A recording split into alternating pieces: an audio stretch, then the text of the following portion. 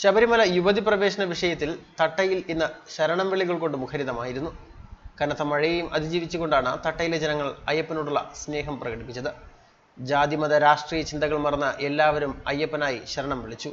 എങ്ങും ശരണം വിളികൾ മാത്രം. തട്ട ആനക്കുഴി മലനട ക്ഷേത്രത്തിൽ നിന്നും ഒരുപുറം ക്ഷേത്രം വരെ നടന്ന നാമജപയാത്ര അയ്യപ്പ ഭക്തരെ കൊണ്ട് സമ്പന്നമായിരുന്നു.